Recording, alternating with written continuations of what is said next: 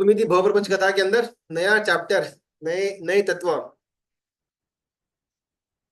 कल हमने बहुत सुंदर सुंदर एक रूपक देखा। एक श्रावक सदगुरु भगवान के पास आकर के बैठ के पूछता है रोने रोते हुए कि मुझे जाति स्मरण ज्ञान हुआ, उसमें इतने इतने मैंने मेरे भव देखे, हर एक भव के अंदर मैंने ये किया तब किया, सर्ववीरति का स्वीकार किया, मैंने ज्ञान की आराधना की, स्वाध्याय साधना सब कुछ किया, लेकिन फिर भी मेरा मोक्ष नहीं हुआ, तो भूल कहाँ पर हुई। और बहुत सुंदर से वहां पर गुरु भगवान समझाते हैं कि तेरे अंदर सरलता नाम का गुण प्रागट्य नहीं हुआ था, जिस कारण से की हुई सारी की सारी आराधना फल नहीं दे। सरलता, रुजुता, मृदुता, ये दृष्टि है, आंख है। और ज्ञान हो, तप हो, साधना, आराधना, ध्यान, ये सारे के सारे दिए हैं। दिए प्रगटीकरण करवा दिया, लेकिन जब ये दृष्टि नहीं है, वो अंध व्यक्ति को दिए हो या ना हो फर्क नहीं पड़ता है। यहां तक हमने कल देखा हुआ था। बहुत सुंदर विचारक प्रश्न करते हैं गुरु भगवंत को कि हर एक टॉपिक के अंदर, हर एक अलग अलग पर्यायों के अंदर ये गुण मुख्य, ये गुण मुख्य, ऐसा ऐसा बोला हुआ है। दीपावली के हो, परशुराम महापर्व के जो प्रवचन हो, या ओली जी के प्रवचन हो, या ये उपमिति भव प्रपंच कथा के आगे के जितने भी स्वाध्याय हो गए हुए हैं, हर एक के अंदर अलग अलग गुण को बहुत ज्यादा महत्वता दिखाई गई हुई है। तो ये ऐसे वन ऑफ द फॉलोइंग की तरह सरलता नाम का भी गुण निकल जाएगा, तो इसमें इसमें अलग क्या। इसके पहले कोई और गुण के बारे में बात हुई थी, उसके पहले कोई और गुण के बारे में बात हुई थी, और सारे के सारे गुण इंपॉर्टेंट थे, प्रधानता वाले थे। और सरलता भी ऐसे वन ऑफ द गुण हुआ ना। और गुरु भगवान बहुत सुंदर उत्तर देते हैं।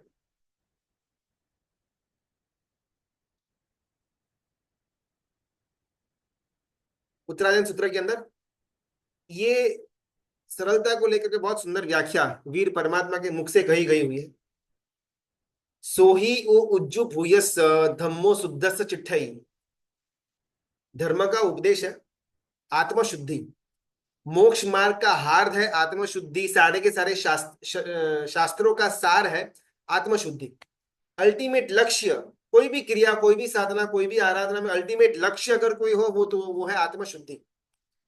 और उत्तरायण सूत्र कहता है जो रुजु है, जो सरल है, जिसके अंदर मृदुता का भाव है, उसको ही आत्मशुद्धि प्राप्त हो सकती है।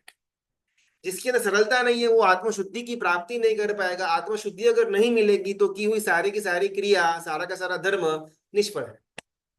धम्मो शुद्धस्य चिट्ठई, शुद्ध आत्मा की शुद्धि के साथ जो धर्म करने में आएगा, निव्वाणम परमम जाई, वो परम पद, निर्वाण पद की प्राप्ति करवा सकता है। कुटिल जीव है, दंभी जीव है, मायावी जीव है, दीक्षा पालते हैं तब भी करते हैं, ज्ञान की प्राप्ति करते हैं, लेकिन मोक्ष कभी होने वाला है नहीं। सरल जीव है, चिलाते पुत्र जैसे, दृढ़ प्रहारी जैसे, अर्जुन माली जैसे घोर पाप किए जीवन के अंदर, लेकिन वो पापों के साथ जीवन के अंदर सरलता नाम का एक गुण पड़ा हुआ था, जिस कारण से उसी भव के अंदर उत्थान हुआ, कल्याण के मार्ग पर आगे बढ़े। खुद के ऊपर ना एक बार इसका एक्सपेरिमेंट करते हैं।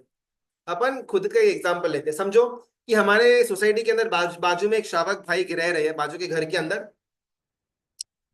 चातुर्मास के 4 महीने आए, बहुत उत्कृष्ट उन्होंने तप की, आराधना की, एकांतरे दिन उपवास, एकांतरे दिन व्यासना किया। समझो कि उन्हें उन्होंने अपने जीवन के अंदर 6 अटम बहुत बार किए, शत्रुंजय तप भी किया, सिद्धि तप किया, शनि तप किया, मासक शमन के पाने मासक शमन 2-4 बार हो चुके हुए हैं।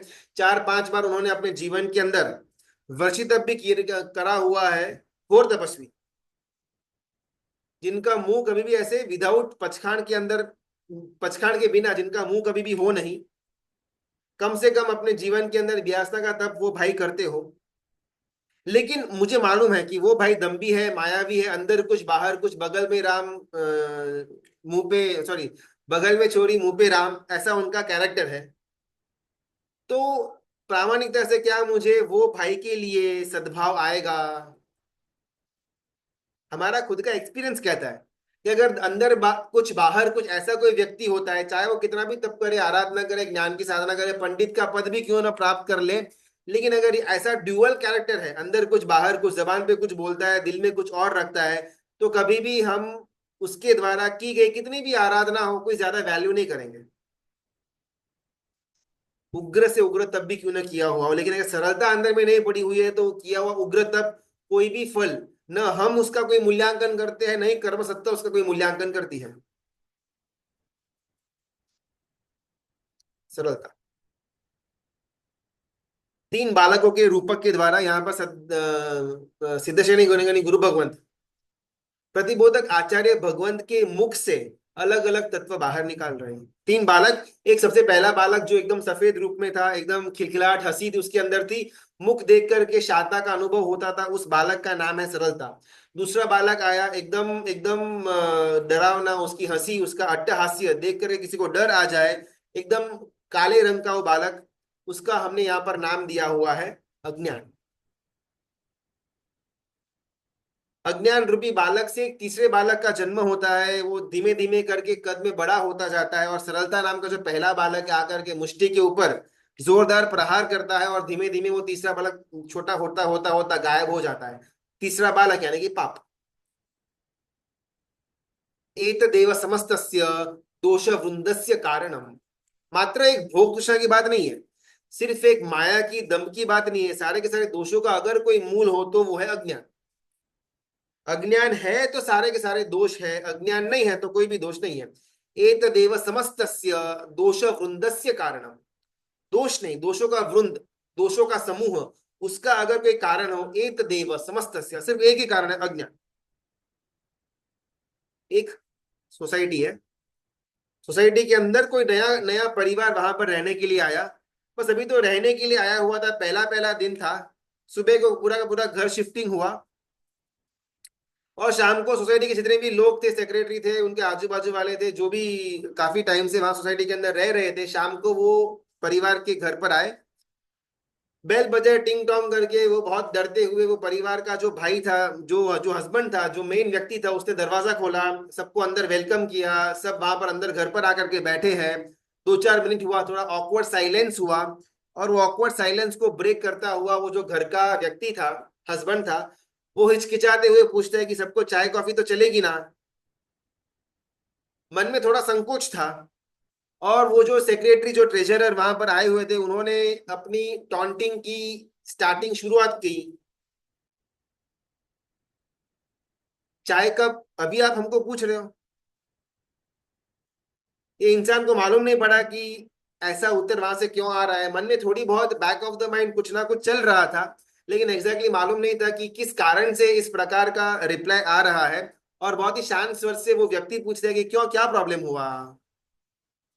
आपका बेटा सुबह मैं जब चाय पी रहा था, मेरे हाथ से कप फोड़ करके भाग गया। दूसरा व्यक्ति बोलता है कि मैं रास्ते पर चल रहा था, और आपका जो बेटा था जानबूझ करके मेरे कपड़े पर रंग डाल करके भाग गया।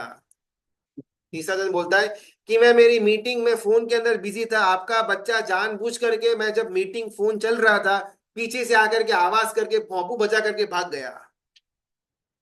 चौथा व्यक्ति कहता है कि मेरी पत्नी जब कपड़े सुखा रही थी ऊपर, टेरेस के ऊपर, तब आपका बच्चा पीछे से जोर से आके चिल्लाया, सारे के सारे जो धुले हुए फ्रेश कपड़े थे वो नीचे गिर गए, कंप्लीटली वेस्ट हो गए।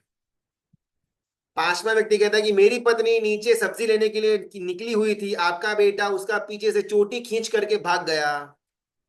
सातवां व्यक्ति कहता है कि मेरा बेटा जब खेलने के लिए नीचे उसके फ्रेंड्स के साथ गया हुआ था, आपके बेटे जोरदार उसको तमाचा मारा। लाइन से ऐसी कंप्लेन्स आ रही है। वो घर का जो मर्द था, वो जो हस्बैंड था, वो शांति से सुन रहा है, कहीं पर कोई विषाद नहीं, कोई रिप्लाई देने की कोई घाई नहीं। बारी बारी जो वहां पर 10-12-15 लोग इकट्ठा हुए थे, हर एक लोग ने अपना अपना जो कंप्लेंट्स थी, कंप्लेंट्स प्रॉपरली वहां पर दर्ज करवाई। सब लोग अभी वेट कर रहे हैं कि इसका कुछ ना कुछ उत्तर मिलेगा हमको। और वो इंसान एक ही वाक्य बोलता है, सब शांत पड़ जाते हैं, मेरा बेटा पागल है। ऐसे तो हम उसको बांध करके ही घर के अंदर रखते हैं, लेकिन कभी कभार वो अपने आप बंधन को छुड़ा करके भाग जाता है, और ऐसे सब गड़बड़े करके वापस घर पर आता है। आई एम सॉरी, मेरा बेटा पागल है। बैठा हुआ जो व्यक्ति था वहां पर, जो जो 10-12-15 जन आए हुए थे, सबको अपना अपना उत्तर मिल गया।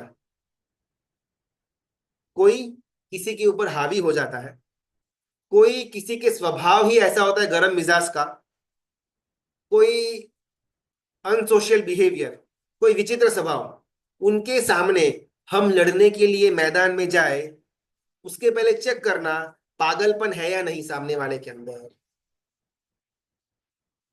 जो पागल व्यक्ति होता है वो उसके पागलपन से खुद भी त्रस्त होता है। जो व्यक्ति खुद के पागलपन से त्रस्त है उसका तो मैं क्या विरोध करूं, वो तो दया के पात्र है। जिसका स्वभाव अच्छा है ही नहीं, जिसका गर्म मिजाज है, जिसका लोभी पने का स्वभाव है, जिसका दम्भी है, मायावी है, वो खुद अपने प्रॉब्लम को जानता है, मैं वापिस वापिस उसको पॉइंट आउट करके क्या प्रूव करूं, वो तो दया पात्र है। मार्क करने से चीज ये है कि वो भाई, जो जो पिता था, बेल की कंप्लेन आई, चोटी खींचने की कंप्लेन आई, चश्मे की कंप्लेन आई, पंचर की बात आई, हर एक अलग अलग अलग अलग बात आई, अलग अलग क्वेश्चन से अलग अलग हरकतें करके आया हुआ था उसका बेटा। लेकिन सबका उत्तर एक ही था कि वो पागल है। और इसी एक सेंटेंस के अंदर वहां पर बैठे 12 इंसानों को, 15 आदमियों को अपना अपना उत्तर मिल गया। एत देव समस्तस्य दोष वृंदस्य कारण। अज्ञान वो सारे के सारे दोषों का मूल है, सारे दोषों का कारण है। राग अज्ञान से हुआ, द्वेष अज्ञानी से हुआ, ईर्ष्या अज्ञानी व्यक्ति करता है, निंदा अज्ञान व्यक्ति करता है, प्राणादिपात अदत्तान, जितने भी 18 पापस्थानक है, हर एक पापस्थानक के अंदर वर्तने वाला जीव अज्ञानी ही होता है। जितने भी दोष संसार के अंदर है, उन सारे दोषों का अगर कोई कारण हो तो वो है सिर्फ और सिर्फ अज्ञान। अज्ञान है तो दोष है, अज्ञान नहीं है तो दोष नहीं है, सिंपल। कोई बच्चा पागल नहीं है तो ऐसी बालिश चेष्टा नहीं करेगा। कोई इंसान पागल नहीं है तो किसी के घर की बेल बजाना, चोटी खींचना, रंग डाल देना, पीछे मस्ती करना, झापट मारना, ऐसी ऐसा कोई भी कार्य व्यक्ति नहीं करेगा। जब व्यक्ति पागल है, जब व्यक्ति क्रोध से सवार है, जब व्यक्ति दंभ से सवार है, जब व्यक्ति का स्वभाव ही बहुत ही कर्कश है, वैसा व्यक्ति ये सारी की सारी चीजें करेगा। जब बच्चा पागल है, उसका दिमाग ठिकाने पर नहीं है, तभी वो बच्चा ऐसे सब हालत के अंदर कार्य करेगा। व्यक्ति अगर पागल नहीं है, बच्चा अगर पागल नहीं है तो ऐसी घटना नहीं होगी। अगर ऐसी घटना हो रही है दैट मीन्स कि करने वाला पागल है। अभी पागल के सामने थोड़ी मुझे गुस्सा आएगा। अगर कोई क्रोध में आकर के कोई वस्तु करता है, कोई अज्ञानता वश कोई वस्तु करता है जो पागलपने की कैटेगरी के अंदर अपन लेकर के आते हैं, उसके लिए कभी गुस्सा आएगा नहीं। वहां पर बैठे वो 12-15 लोग बहुत ही सांत्वना पूर्वक वो भाई से माफी मांगते हुए वापस घर पर लौट गए।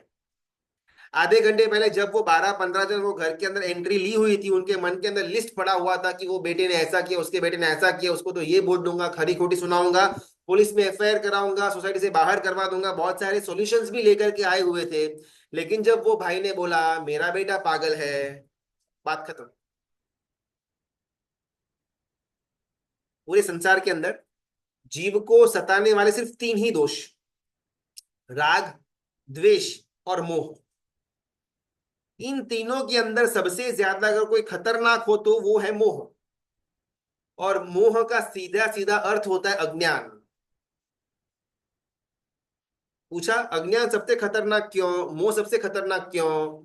और यहाँ पर सिद्धेश्वरी गुरु भगवंत जवाब देते हैं, अनेन वर्तमानेन शरीरे देहिनो यतः। राग और द्वेष उसका उत्पत्ति का अगर कोई स्थान हो तो है मोह। राग द्वेष उसका उत्पत्ति का कोई स्थान हो तो वो है अज्ञान। जब जब जीव अज्ञानता के अंदर वश रहेगा तब तब जीव राग और द्वेष और सहित 18 पाप स्थानक के अंदर आगे बढ़ेगा।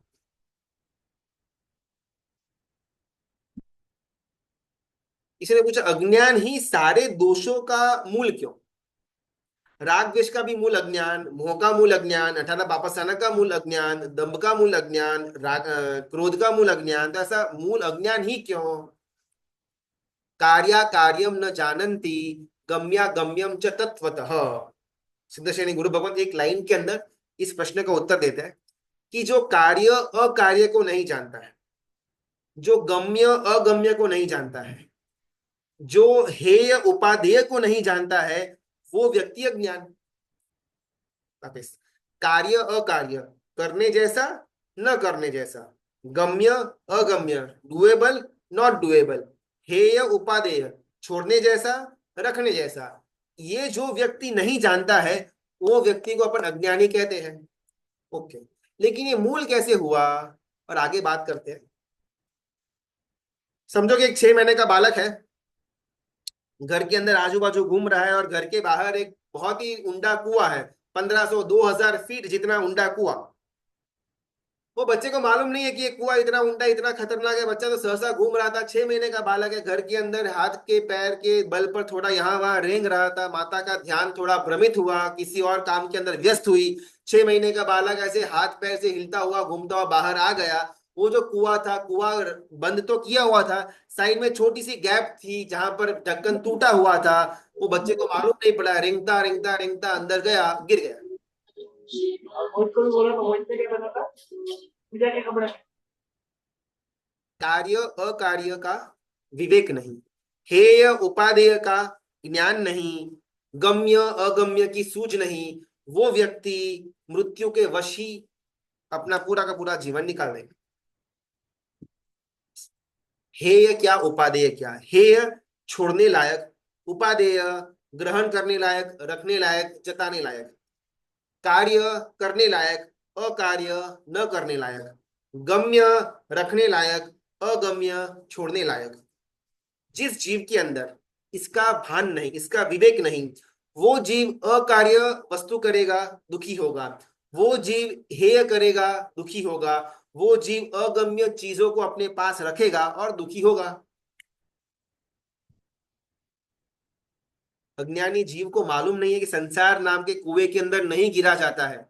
संसार नाम का कुआं, उसका तो कोई बॉटम है ही नहीं, बॉटमलेस पिट है। एटलीस्ट वो जो कुआं रूपक कथा के अंदर था, वो 1500 2000 2500 फीट पर तो उसका कोई ना कोई बेस आएगा। संसार नाम का ऐसा कुआं है जिसका कोई बॉटम है ही नहीं। एक बार गिरे तो अनंत अनंत अनंत काल तक गिरते गिरते गिरते गिरते कहां पर पहुंचेंगे कोई आइडिया नहीं है।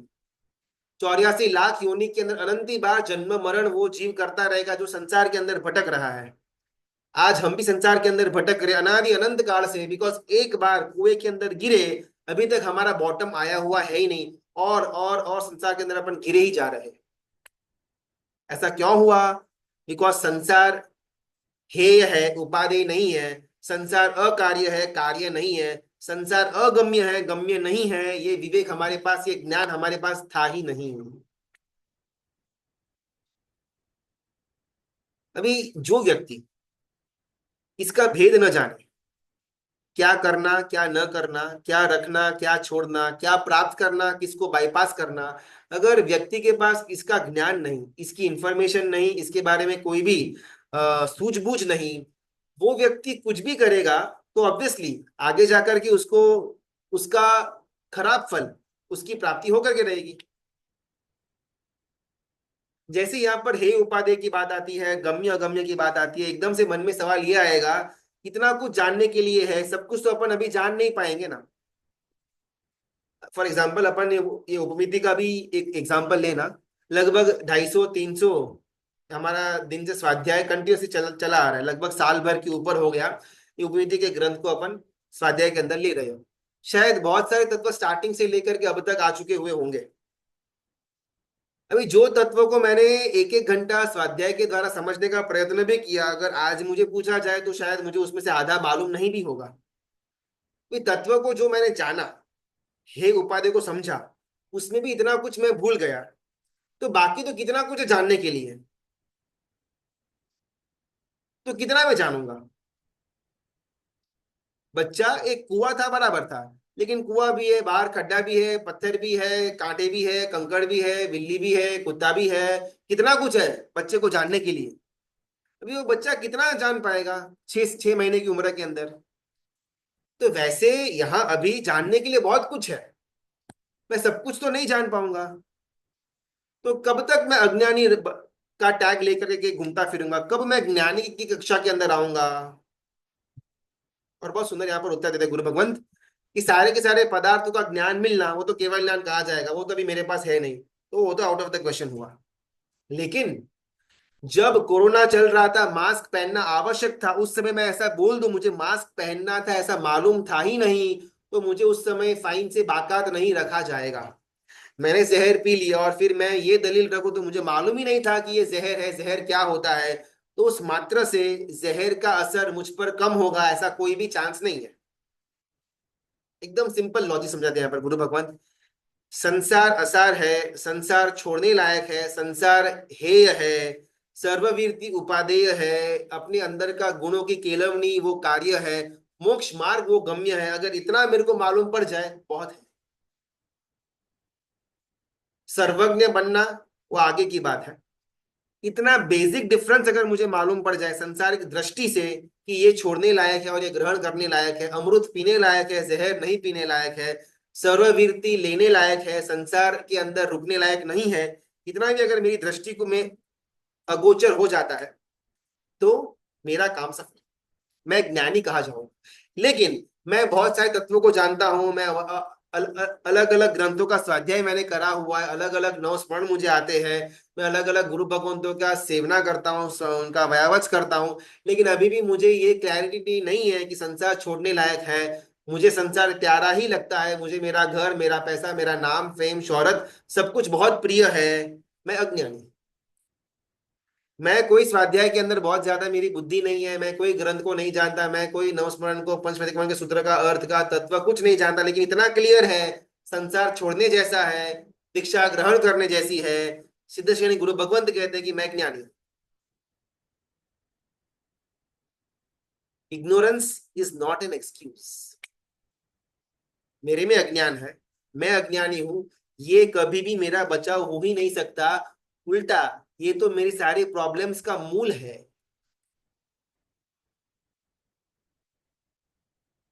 2016 में मोदी साहब ने डीमोनेटाइजेशन का रूल लागू किया। पुरानी जो 1000, 2000, हाँ, 500 या 1000 की जो नोट थी उसको चलन के अंदर से स्टॉप कर दिया रात को 12 बजे। अभी मैं बोलूं कि मुझे तो मालूम ही नहीं था ये नोट सारी की सारी बंद हो चुकी हुई है, मैं तो उसी का पूरा घर के अंदर लेकर के बैठा हुआ था, मेरे पास तो सारी 500 और 1000 की नोट पड़ी हुई है। फिर कैसे भी करके आपको तो लेना पड़ेगा, मैं तो जानता नहीं था कि ये बंद हो चुकी हुई है। मेरी ये दलील कभी भी काम में आएगी नहीं।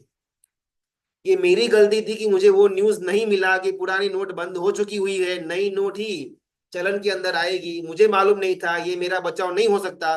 मुझे मालूम नहीं था, वही मेरी प्रॉब्लम्स का रूट है। ज्ञान, यहाँ पर शास्त्रकार भगवंत कहते हैं ज्ञान विना पशु सरीखा। जो व्यक्ति, जो मनुष्य ज्ञान नहीं है, अज्ञान है, एक्चुअल में वो मनुष्य नहीं, वो मानव नहीं, वो पशु है।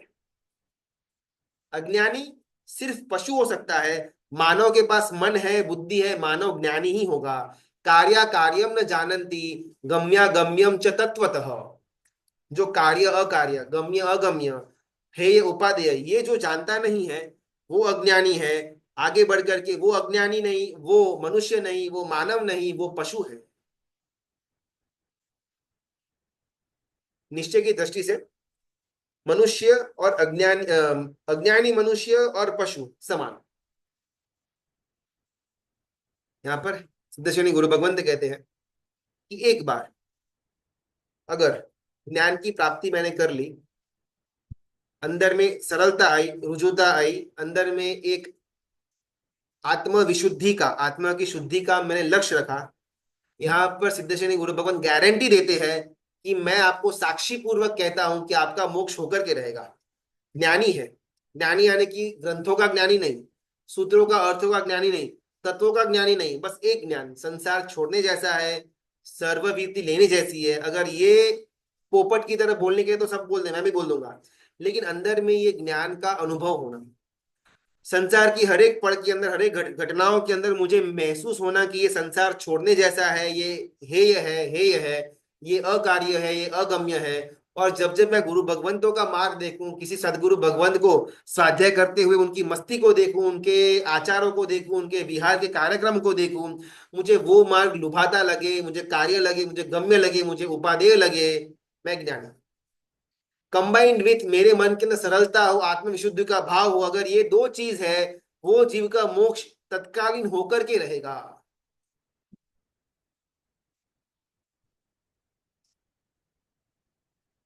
उत्कृष्ट गुणों की वर्णन की बात आई थी। सरलता, उसको गुणों के अंदर उत्कृष्ट का वर्णन दिया गया हुआ है।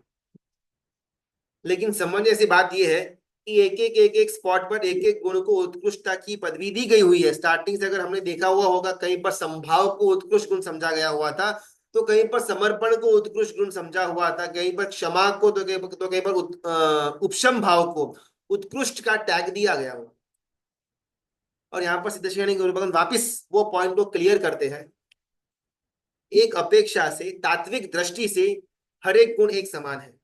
एक अपेक्षा से हर एक गुण दूसरे गुण को खींच करके लाने वाला रहेगा। अगर मेरे अंदर समर्पण भाव है, मेरे अंदर सरलता आकर के रहेगी। मेरे अंदर सरलता है तो मेरे अंदर संभाव आकर के रहेगा। संभाव है तो आत्मविशुद्धि आकर के रहेगी।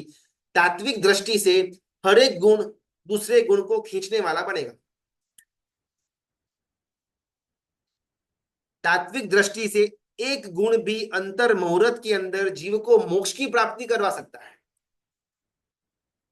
दूसरी अपेक्षा से हर एक जीव उसकी कक्षा के मुताबिक उसके अंदर गुणों की प्राधान्यता आएगी। एग्जाम्पल, सदगुरु का जो गुण है शिष्य के लिए वो है वात्सल्य का। सदगुरु हमेशा शिष्य के लिए वात्सल्य वाली नजर, भाव, विचार, वर्तन ही रहेगा। सदगुरु जानता है कि शिष्य संसार से तड़प रहा है, संसार के अंदर दोषों का सेवन करके आया हुआ है, अपने पापों का प्रक्षालन करने का मन के अंदर भाव है, प्रायश्चित करने का भाव है, आलोचना लिखने का भाव है। अभी उसके ऊपर अगर मैं कठोर बन जाऊं तो स्व और पर दोनों के लिए कल्याणकारी बन जाएगा। इसीलिए हमेशा सदगुरु भगवंत का गुण है शिष्य के लिए वात्सल्यता वाला भाव। देखीय रूप से शायद कभी कभार कड़क होना भी पड़े, देखीय रूप से शायद चोयना पटिचोयना करना भी पड़े, लेकिन मन के अंदर नितांत वात्सल्य गुरु के अंदर रहता है शिष्य के लिए। अभी ये जो वात्सल्य वाला गुण है गुरु भगवंत के अंदर, कौन सी भूमिका में रखना और कौन सी भूमिका में नहीं रखना, बहुत सुंदर की तरह यहाँ पर समझाते हैं गुरु भगवंत। बात वो ये थी, गुणों की प्रधानता जीवन के अलग अलग दायरे में, अलग अलग कक्षा के जीवों के अंदर चेंज होती जाएगी। जिस गुरु भगवान के लिए पूरे जीवन के अंदर शिष्य के लिए वात्सल्य का भाव रखने की बात आई हुई है, वही गुरु भगवान जब खुद के अंतिम समय के नजदीक होंगे, जब अंतिम महीना चल रहा हुआ होगा, अंतिम पल उनके जीवन की चल रही होगी, अंतिम दिन चल रहे हुए होंगे, शास्त्रकार भगवंत कहते हैं कि वैसे गुरु को शिष्य का वात्सल्य वाला जो गुण है वो गुण अभी अवगुण बन गया। नन निसरणा, यहाँ पर बात आती है अंतिम आराधना का पहला स्टेप है कि वो गुरु भगवान को अपना गच्छ छोड़ना, अपना शिष्य छोड़ना, शिष्य के ऊपर का ममत्व छोड़ना, शिष्य के ऊपर का वात्सल्य भाव छोड़ देना। वो गुरु भगवान जो अंतिम समय के नजदीक है, किसी और ग्रुप में जाना जहां पर कोई ज्यादा पहचानता ना हो, वहां पर रह करके अपनी अंतिम आराधना करके अपना भाव पूरा करना। क्यों? शिष्य के अंदर रखा हुआ ममत्व भाव अंतिम में दुर्भाव पैदा करवा सकता है। तो शिष्य के ऊपर का जो ममत्व भाव था, वात्सल्य का भाव था, गुरु के अंतिम पड़ों के अंदर वो गुण अवगुण बन जाता है। आखिरी में शिष्य के अंदर अगर पड़ा हुआ जो ममत्व का भाव था, अगर वो उभर करके बाहर आ गया, पूरी जिंदगी की हुई आराधना धूल समान हो जाएगी, दुर्गति के अंदर वो गुरु भगवान का जीव जाएगा। जिन शासन स्याद्वाद भय है। हर एक अलग अलग कक्षा में रहे हुए जीवों के लिए अलग अलग गुणों की प्रधानता की बात आई हुई है। कुछ अपेक्षा से कुछ गुण उत्कृष्ट है वो कक्षा के लिए, कुछ अलग अपेक्षा से कुछ अलग गुण उत्कृष्ट है अलग अपेक्षा से, अलग कक्षा से। एक गुण अगर मिल गया बाकी सारे के सारे निष्फल, ऐसी बात नहीं। वो कक्षा का गुण वहां पर मिलना वो बहुत इंपॉर्टेंट है। हमने जो गुरु भगवान का एग्जाम्पल लिया, गुरु के अंदर शिष्य के लिए वात्सल्य नाम का गुण होना ही चाहिए, लेकिन जैसे ही वो गुरु अपने अंतिम महीने, अंतिम हफ्ते, अंतिम दिनों के अंदर आ जाता है, वो गुरु को शिष्य का त्याग करना, वात्सल्य का, ममत्व का, गच्छ का त्याग करके कहीं और गच्छ में जाकर के ऐड हो जाना। बिकॉज शिष्य के ऊपर वात्सल्य भाव नहीं चाहिए, लेकिन वो गुण कब चाहिए था? जीवन के आखिरी दिनों के अंदर वो गुण चाहिए था। अभी अगर गुरु यही गुण को पकड़ करके पूरा का पूरा जीवन व्यतीत कर दे, शिष्य बाजू में है लेकिन वात्सल्य का कोई नामो निशान नहीं, वो शिष्य का कभी कल्याण नहीं हो सकता। गुण चाहिए। गुण की प्रधानता कक्षा के मुताबिक बदलती जाएगी। अहो मोहस्य माहात्म्यम दीक्षाम भगवती मपी, भगवती प्रवज्या, दीक्षा तक वो जीव ने ले ली, लेकिन अगर वो जीव के अंदर सरलता नाम का गुण नहीं है, दंभेन यद विलुम्पन्ति कज्जलेने व रूपकम, दंभ द्वारा, माया द्वारा, कुटिलता द्वारा, वक्रता द्वारा अगर जीव दीक्षा ग्रहण भी करता है, अध्यात्म सार नाम के ग्रंथ के अंदर महोपाध्याय जी भगवंत कहते हैं, किम वर्तेन तपो बिभर्या दम्भश्वेन निराकृतः। जिसने अभी तक दंभ को अंदर में रखा हुआ है, अंदर में रख करके जितनी भी तपस्या करे, संयम जीवन की पालनी करे, वो जीव कभी भी मोक्ष मार्ग आगे बढ़ना दूर की बात, शुरू भी नहीं हुआ। मोक्ष मार्ग का फाउंडेशन का अगर कोई गुण हो, पाए का गुण हो, सरलता। सरलता की फाउंडेशन के ऊपर नींव रखी है देशवीरती की, सर्ववीरती की, तपस्या की, आगे जाकर के ध्यान मार्ग के अंदर असंग का, बाद के गुण। पहले मूल में अंदर फाउंडेशन में सरलता का गुण चाहिए ही चाहिए, डिफॉल्ट। जो अज्ञानी जीव है ना, अज्ञानी जीव जैसे जैसे जैसे ज्ञान के मार्ग पर आगे बढ़ेगा, धीमे धीमे धीमे मोक्ष की तरफ उसका गमन होगा। लेकिन जो दम्भी है, जिसके मन के अंदर किंचित मात्रा का भी दंभ पड़ा हुआ है, वो जीव की मोक्ष यात्रा अभी तक शुरुआत हुई है ही नहीं। दो कंपैरिजन, एक साइड सरल जीव है, अज्ञानी है, एक साइड दंभी जीव है, अज्ञानी है। और यहां पर सिद्धेश्वरी गुरु भगवंत कहते हैं कि सबसे पहले मोक्ष किसका होगा? सरल प्लस अज्ञानी, उसका मोक्ष पहले, दंभी प्लस अज्ञानी, उसका मोक्ष बाद में। केस नंबर 2, सरल जीव है, अज्ञानी है, दंभी है, ज्ञानी है, पहले मोक्ष किसका होगा? वापिस यहां पर सिद्धेश्वरी गुरु भगवंत कहते हैं सरल जीव, अज्ञानी जीव, मोक्ष पहले, दंभी जीव प्लस ज्ञानी जब तक उसका दंभ का त्याग नहीं करता तब तक मोक्ष इम्पॉसिबल। जिसको बालक बनना आता हो, जिसको निखालसता हो अंदर, जिसके अंदर पाप को छुपाने का कोई भी भाव न हो, जिसके अंदर इनोसेंस पड़ी हुई हो, वो जीव का मोक्ष पहले है।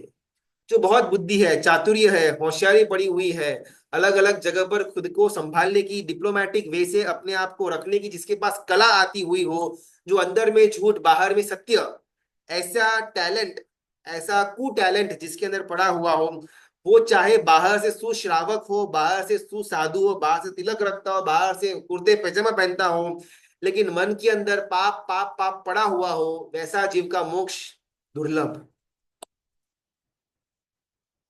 अध्यात्म सार के अंदर महोपाध्याय जी भगवंत कहते हैं, स्वदोष निन्हवो लोक पूजा स्याद गौरवम यथा। थोड़ा ना ये दंभ को, माया को ऑपरेशन करते हैं उसका। जीव दंभ क्यों करेगा, जीव माया क्यों करेगा? बिकॉज एकमात्र उसका रीजन, दोषों को छुपाने के लिए। लोग मुझे अच्छा मानते हैं, लोग मुझे महान मानते हैं, मेरा सत्कार करते हैं, मेरी वाहवाही, मेरा जय जयकार, मेरा सम्मान, प्रशंसा सब कुछ करते हैं, लेकिन अगर किसी को मेरे पाप के बारे में मालूम पड़ गया, ये सब कुछ बंद हो जाएगा। इयतैव कदर्थ्यन्ते दम्भेन बत बालिश। ये बालिश बुद्धि है कि अगर मैं मेरे पापों को अंदर में रखूंगा दंभ पूर्वक, बाहर में किसी को नहीं बोलूंगा, न कल्याण मित्र को, न परिवार वालों को, न मेरे सदगुरु भगवान को, बोल दिया मेरा यहाँ पर इज्जत धूल मिट्टी समान हो जाएगी, मेरा सम्मान चला जाएगा, मान चला जाएगा, लोगों के मन में मेरे बारे में क्या इमेज उपस करके आएगी। इसको बालिश बुद्धि कहा गया। दो ऑप्शन है, या तो 25-50 लोगों के मन में मेरे लिए जो अच्छी छवि है वो थोड़ी कम हो जाए, वो खराब छवि बन जाए, वर्सेस कंपेयर्ड विथ मैं मेरे मोक्ष मार्ग से पतित हो जाऊं। मुझे क्या पसंद आएगा, मैं मेरे मोक्ष से दूर जाऊं वो, या 25-50 लोगों के मन के अंदर मेरे लिए विचार नबड़े आए वो। और दंभी व्यक्ति अपने मोक्ष मार्ग का त्याग कर देगा। मोक्ष मार्ग में मैं आगे नहीं बढ़ूंगा चलेगा, मैं आलोचना नहीं लूंगा चलेगा, मेरे गुरु भगवंत को मेरे अंदर में पड़ा हुआ जो पाप है, जो कालाश है, उसके बारे में नहीं बताऊंगा चलेगा, लेकिन मेरे गुरु भगवंत के मन के अंदर मेरे बारे में बिल्कुल भी दुर्विचार आना चाहिए ही नहीं, मैं कितना महान, ऐसा ही विचार मेरे गुरु भगवंत के मन के अंदर मेरे लिए आना चाहिए। मेरे परिवार वालों को कैसे बोल सकता हूँ कि मैं इतना पापी, मैं इतना दुष्ट हूँ, मेरे घर के अंदर मेरी कोई इज्जत नहीं रहेगी, मेरे संघ के अंदर मेरी कोई इज्जत नहीं रहेगी, मेरे मित्र वर्तुल के अंदर लोग मेरे बारे में क्या सोचेंगे, मैं मेरा पाप अंदर ही रखता हूँ। ऑप्शन दो थे मेरे पास, 25-50 लोगों के मन के अंदर मेरा स्टेटस कम हो जाए, या मैं मेरे मोक्ष मार्ग से पतित हो जाऊं, और हमेशा मैंने सेकंड नंबर का ऑप्शन चुना। लोगों के मन के अंदर मेरा स्टेटस, मेरी छवि एकदम परफेक्ट ही होनी चाहिए, मोक्ष मार्ग गया तेल लेने, 2-4 भाव के बाद वापस अपन स्टार्ट करेंगे, लेकिन अभी मन के अंदर की छवि को बरकरार बनाए रखना, ये मेरी भ्रमणा, ये बालिश चेष्टा, ये तैव कदर्थ्यन्ते दंभेन बत बालिश। मोहपाती जी भगवान कहते हैं कि ये तो बहुत बालक बुद्धि है। 50-80 साल का जीवन, कोई किसी को याद रखने वाला है नहीं। मैं अच्छा था बुरा था, मेरे मरने के बाद कोई मुझे याद करने वाला है नहीं। लेकिन मेरी इतनी घेलछा थी मन के अंदर की लोगों के मन में मेरा एक अच्छा इमेज बना रहे, उसको पकड़ करके मैं मर गया, लोग भूल गए, और मैं अनंत संसार के अंदर गिर गया। अंदर में युद्ध करना पड़ेगा, बहुत डिफिकल्ट है। खुद के पापों को सबके सामने तो बहुत दूर की बात, खुद के गुरु भगवंतों को भी हम यथात कथित भाव के साथ कह पाए, बहुत डिफिकल्ट। यथाकथित भाव, जिस भाव से मैंने वो पाप किया था, जिस विचार से मैंने वो पाप किया था, वो विचार पूर्वक गुरु भगवान के सामने रजुआत करना इम्पॉसिबल। मैं वैसे तब कर लूंगा, इजी है। श्रेणी तब कर लूंगा, इजी है। सिद्धि तब कर लूंगा, थोड़ा इजी है। लेकिन मेरे अंदर में पड़े हुए जो काले पाप है, काली करतूत है, जो सिर्फ मैं जानता हूं, ऐसा मुझे लगता है, वो मेरे गुरु भगवान के सामने उसको ओपन अप करना बहुत डिफिकल्ट। और यहाँ पर सिद्धेश्वर गुरु भगवंत कहते हैं कि जब तक मैं अंतर में ये युद्ध नहीं करूंगा, तब तक मेरा मोक्ष मार्ग की शुरुआत हो ही नहीं सकती। मैंने क्या किया ना, अब मैंने अंदर पड़े हुए पापों को एज इट इज रखा, उसके बाद स्वाध्याय नाम का एक लेयर किया, परमात्मा की पूजा नाम का एक लेयर किया, सामायिक का, प्रतिक्रमण का, शुभ भाव का, दान का, वयावच का, ज्ञान का, अलग अलग अलग धर्म के लेयर मैंने रखे। लेकिन अंदर पड़ी हुई विष्ठा एज इट इज है।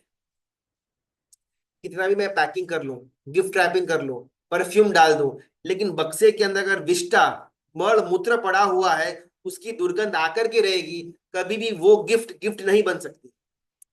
मैं मेरे जीवन में यही चीज कर रहा हूँ, पापों को अंदर इतना दबा करके रखा हुआ है, कहीं किसी को मालूम पड़ जाए तो मैं ऐसा खाता हूँ, कहीं किसी को मालूम पड़ जाए तो मैं ऐसा देखता हूँ, कहीं किसी को मालूम पड़ जाए तो मैं ऐसा करता हूँ, कहीं किसी को मालूम पड़ जाए तो अंदर। जब तक ये सरलता नाम का गुण नहीं आएगा, हाँ मैं हूं पापी, सबको बोलने की बात नहीं है, सिर्फ अगर अपन मेरे गुरु भगवंत को, हमारे जो गुरु भगवंत है उनसे वन ऑन वन सभा के सामने बोलने की मेरे पास ताकत है ही नहीं, नो प्रॉब्लम। मेरे गुरु भगवंत को बोलने की मेरे पास ताकत है, चलो मैं उनका मुख देख करके आंख से आंख मिला करके नहीं बोल पाऊंगा, अग्रीड चलेगा, लिख करके देने की मेरे पास ताकत है। कार्या कार्यम न जानन्ति, गम्या गम्यम च तत्वतः, अंधा इव कुमार्गेण प्रवर्तन्ते तत्परम। दशरथ गुरु भगवंत उपमिति की कथा के द्वारा अंदर के आए हुए अलग अलग पात्रों के अंदर का संबंध, उसके द्वारा तत्वों के अंदर का संबंध हम तक पहुंचाने का प्रयत्न कर रहे हैं। अज्ञान को, सरलता को साथ में रखा। सरलता, पहला जो बच्चा बाहर आया, वाइट वाला जो था, जिसको देख करके मन के अंदर आह्लादक भाव आते थे, वो सरलता। दूसरा जो बच्चा आया, अट्टहास्य करने वाला, डरावना, बीभत्स, अज्ञान। और इतनी सुंदर बात, दोनों मेरे अंदर ही पड़े हुए हैं, मुझसे दोनों का जन्म हुआ है। अज्ञान भी मेरे अंदर है, सरलता भी मेरे अंदर है।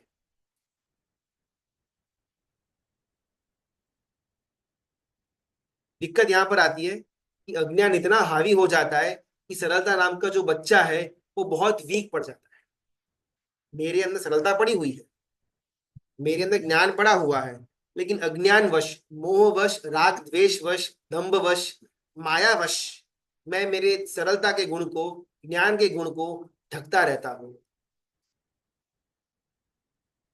जी, अज्ञान के अधीन हो गया, अज्ञान के वश हो गया। क्या कार्य, क्या अकार्य, क्या गम्य, क्या अगम्य, क्या है, क्या उपादेय, क्या प्रवृत्ति, क्या अनुप्रवृत्ति, क्या आत्मा के लिए हितदायी, क्या नुकसानकारक, कोई आइडिया है ही नहीं। ज्ञान बिना पशु सरीखा। पशु ना ऐसे होता है, तो हम रास्ते पर चल करके जा रहे हैं, रास्ते पर बहुत बार देखा होगा बुंड पिग नाली के अंदर मुंह डाल करके आराम से पड़ा हुआ रहता है, बिकॉज मालूम नहीं है उसको कि ये नाली है, ये गंदा है, ये पानी, ये गंदा मल मूत्र ये नहीं खा सकते हैं। भुंड को मालूम नहीं, उसको उसी के अंदर मजा आता है। कुत्ता हमने देखा हुआ है गली के अंदर, कुत्ता एक हड्डी के टुकड़े को देखकर चबाता है चबाता है चबाता है, उसके मुंह से खून की धारा बाहर निकलती, कुत्ते को मालूम नहीं है कि स्वाद हड्डी का नहीं है, स्वाद उसके खुद के खून का उसको मिल रहा है। अज्ञान। 4 6 8 10 12 कुत्ते गली में मिलकर के भाव भाव चिल्ला देते हैं, क्यों? बाजू की गली में से एक कुत्ता उनकी गली में आ गया, पूरे गली को सिर पर उठा देंगे। अज्ञान। उनको ये लगता है कि ये गली मेरी है, मेरी गली में बाजू की गली का कुत्ता आया कैसे? कोई कौवा है, काका काका पूरा दिन चिल्लाता रहता है, किसी के दोष देखे और मैंने चिल्लाना शुरू कर दिया कि भाई उसके अंदर ये दोष है, वो पापी है, वो क्रोधी है, वो मायावी है, किसी को दोष को देख करके मेरे अंदर का कौवा जाग जाता है। ज्ञान बिना पशु सरेगा। जब मैं अज्ञानी रहूंगा तब मैं ये सब बालिश चेष्टाओं के अंदर जाऊंगा। जब मैं अज्ञानी रहूंगा संसार के अंदर भुंड की तरह मुंह डाल करके पड़ा रहूंगा। संसार मुझे प्यारा लगेगा, प्रेम मिलेगा, उससे सांत्वना मिलेगी, सुखदाई लगेगा, जिस प्रकार भुंड को विष्टा का नाली का पानी एकदम सुखदाई लगता है लेकिन है नहीं, वैसे ही अज्ञानी जीव को संसार परम सुखदाई लगता है। मेरा परिवार, परिवार से मिलता हुआ मेरे प्रेम के संबंध, मेरा पैसा, मेरा फैक्ट्री, मेरा घर, मेरा धंधा, मेरा नाम, मेरी शोहरत, बस संसार यही तो है। ये सब कुछ रख करके हम धर्म करेंगे काफी है। भुंड को लगता है कि नाली का पानी स्वादिष्ट है, भुंड को लगता है कि नाली में जो मल मूत्र जो मिश्रित होकर के आ रहा है वो पकवान है। अज्ञान था भुंड। इंसान को लगता है संसार सुखदाई है, उपादेय है। अज्ञानी है मनुष्य। भुंड के अंदर और अज्ञानी मनुष्य के अंदर कोई फर्क नहीं। भुंड को नाली से प्रेम था, अज्ञानी मनुष्य को संसार से प्रेम है।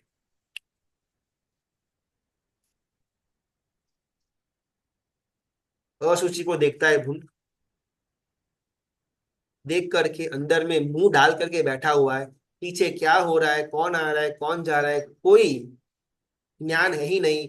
मैं और मेरी नानी, संसार के अंदर मैं भी ऐसे ही पड़ा हुआ हूँ, मेरा धंधा, मेरा परिवार, किसी का क्या होता है मेरे को कोई लेना देना नहीं है। कोई मरे, कोई जिए, कोई रोए, बस मेरे घर पर मेरे मुझे पैसे मिलते रहने चाहिए और मेरा जीवन सुख पूर्वक जाना चाहिए। बाकी साधर्मिक हो, गुरु भगवंत हो, गए तेल लेने।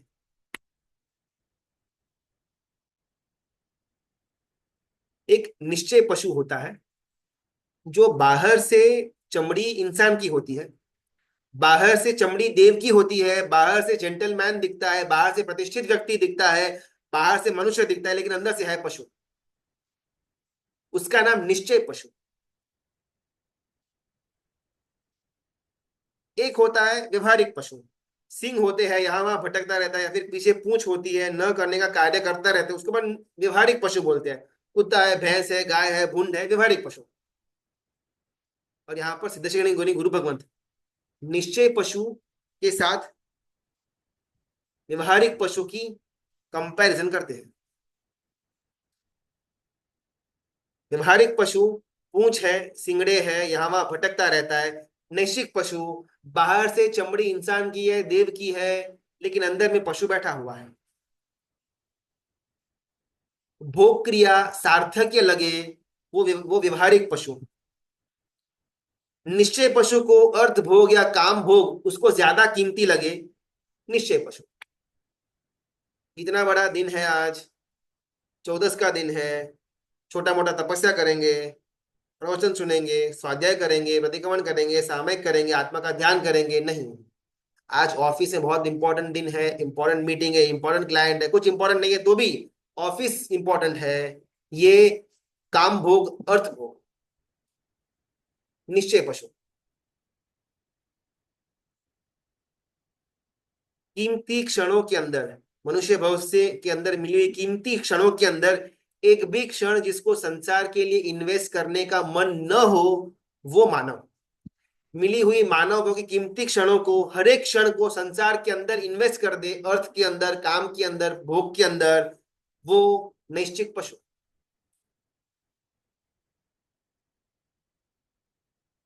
नैश्चिक पशु जो एक भी क्षण वैराग्य के अंदर न रहे, मानव जो एक भी क्षण वैराग्य के बाहर न रहे। मैं निश्चय पशु हूं, मैं नैश्चिक पशु हूं, या मैं मानव हूं, डिसाइड मुझको करना पड़ेगा। सरलता, सरलता और अज्ञान दोनों साथ में नहीं रह सकता।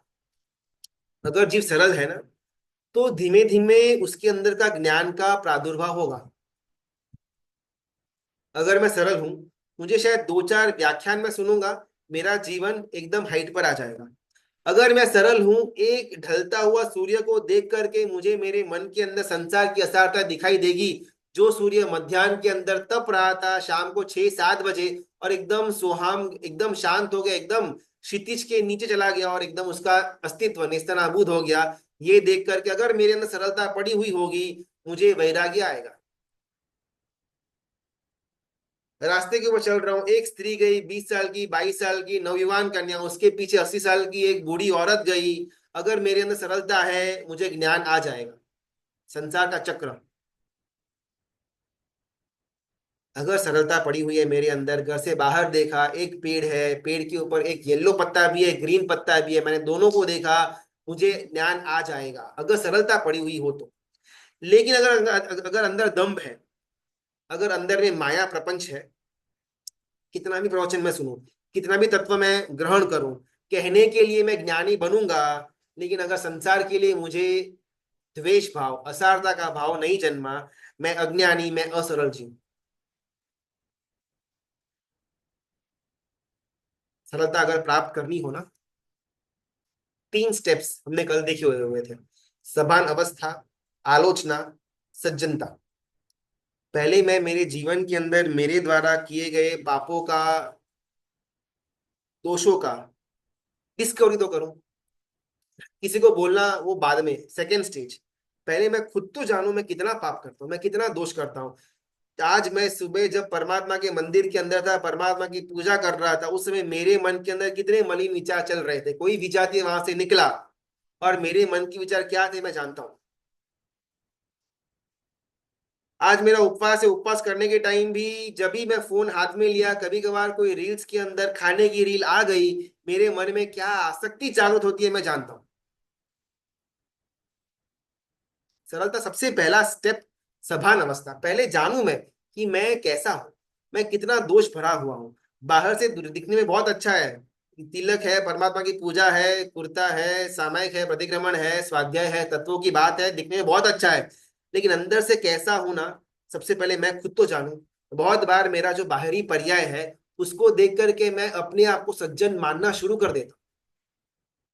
और ये बहुत बड़ा प्रॉब्लम क्रिएट करता है। बिकॉज स्टार्टिंग में मैं जानता था कि मैं एकदम अपात्र जीव हूं, मैं अज्ञानी हूं, मैं दम्भी हूं, मैं मायावी हूं, मैं बहुत ज्यादा पाप की अंदर प्रवृत्तिशील रखने वाला जीव हूं।